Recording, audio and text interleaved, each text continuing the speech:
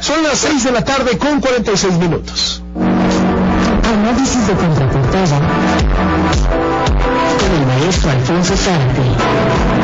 Bueno, ya vienen las elecciones en Colima, son elecciones extraordinarias, hubo un final de fotografía en la elección anterior, se la dieron al PRI, la impugnó el PAN, el gobernador que era del PRI, terminó apoyando al PAN y sirviéndole la mesa para que se cayera la elección, la van a repetir y se están dando con una guerra sucia. Maestro Zárate, ¿qué le parece? Muy buenas tardes. Realmente este domingo van a tener los colimenses la responsabilidad en una elección extraordinaria de decidir quién va a gobernar su estado del periodo de 2016 al 2021 y vale la pena. Ha estado fea la campaña, ¿no?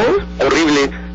Yo creo que ha sido una campaña que ha degradado mucho el ambiente. No es la primera vez que lo hemos visto muchas ocasiones en donde en las campañas se pegan con todo.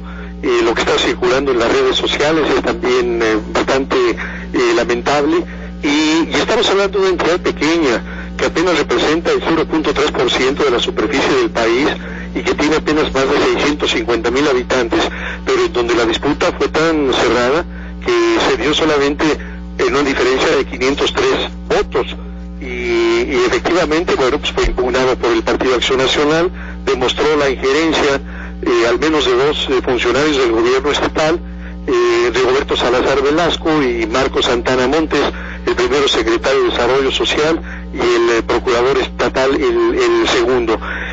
La experiencia que ha habido en México en materia de elecciones extraordinarias ha sido que generalmente resulta ganador el mismo que había vencido en la elección ordinaria. No es una norma, pero así ya pasó, por ejemplo, en agosto de 2001 en Tabasco o en Colima de diciembre de 2013. Sin embargo, en esta ocasión las elecciones presentan algunas características que vale la pena señalar y que pueden implicar un cambio.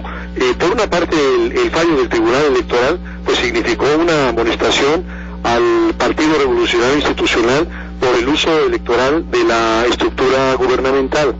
En segundo lugar, porque en el proceso ordinario el candidato panista recogió muchos más votos de los que se esperaban. En tercer lugar, porque José Ignacio Peralta, el candidato del PRI, ha tenido dificultades para conectar con el electorado. Hay que decir que se trata de un hombre cercano al presidente Peña, quien a principios de su gobierno lo nombró subsecretario de Comunicaciones en la Secretaría de Comunicaciones y Transportes, y antes, durante la transición, fungió como coordinador de proyectos especiales. Y en cuarto lugar, Carlos, vemos a un priismo y la entidad muy desgastado. Hay que recordar, por ejemplo, que el pasado 7 de junio el partido perdió por primera vez en la historia del Estado la mayoría en el Congreso local y la mayoría de los municipios, entre ellos 4 muy importantes: Colima, Villa de Álvarez, Tecomán, Manzanillo. Así que el PRI enfrenta una competencia muy fuerte. División muy dura. Oiga, déjame hablar de la división del PRI despacito del corte, si me permite más. Con gusto, Carlos. Son las 6:54, estamos analizando con el maestro Alfonso Zárate la elección que viene para gobernador en Colima y que se repite, y hablaba de los varios factores que están incidiendo. El último que había mencionado es el PRI, que estaba deprimido, ¿no? Que había perdido la mayoría en el Congreso, había perdido casi importantes municipios. Se dividió el PRI y eso generó la anulación. Se dividió el PRI y se andan matando entre exgobernadores, ¿no, maestro? Exacto, sí, porque yo creo que cabe una duda razonable de si estas declaraciones imprudentes del secretario de Desarrollo Social realmente eran plan con maña, es decir, a partir de eso iba a desacreditar el proceso electoral y darle a los panistas el argumento para impugnar ante el Tribunal Electoral lo que ocurrió con éxito. Así que dentro de los priistas pues hay muchos que piensan que el gobernador les jugó rudo, por lo que ya sabemos, porque en las disputas por las candidaturas el gobernador tiene siempre la intención de ser mano, de escoger a su delfín, un delfín que siempre será el que reúne las características para supuestamente cubrirle las espaldas y continuar el proyecto. No obstante que a través de la historia hemos sabido suficientemente que lo primero que hace el nuevo gobernante es darle una puñalada a su antecesor, porque necesita tener una presencia pública propia, y para eso la condición indispensable es la ruptura con el que lo nombró. Y así que bueno, lo que tenemos para este domingo es por una parte la misma alineación de la elección ordinaria, lo cual habla de que al PAN le faltó pedir pericia o astucia para construir cualquier otra coalición, de tal manera que pudiera ser más competitivo. Regresa solo con Jorge Luis Preciado. El periodismo también mantiene su candidato. En total van a ser 6 candidatos, pero solamente 2 tienen posibilidades. Una encuesta de noviembre de Consulta Mitofsky ubica a Peralta con una ventaja de apenas 2.8 puntos sobre Preciado, lo cual digamos está dentro de los márgenes de error. Y como decíamos al principio del comentario, el rasgo quizá más inquietante del proceso es la polarización y la rudeza.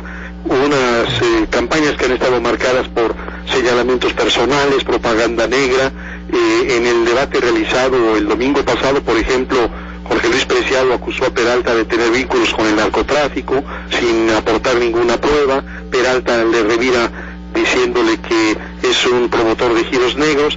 Así que lamentablemente en Colima, como lo hemos visto en otras entidades, en vez de una campaña de contrastes y de propuestas, lo que tenemos es una batalla de lodo. Y bueno, en el caso de Colima no ha conocido la alternancia, así que lo que ocurra en la elección del próximo domingo va a ser muy interesante, y aunque tiene sus propias peculiaridades, no faltará quien quiera ver pistas para el proceso electoral, la jornada del próximo 5 de junio, cuando se juegan 12 gubernaturas, 388 diputaciones locales, para integrar 12 legislaturas estatales, autoridades en 965 municipios. Así que bueno, creo o no, las elecciones extraordinarias en Colima van a marcar el arranque de un año electoral que va a reconfigurar el mapa político en un momento bien importante, cuando estamos ya de cara a la sucesión presidencial del 2018. Muchísimas gracias, como siempre. Muy interesante, Carlos. Buenas tardes. Hasta luego.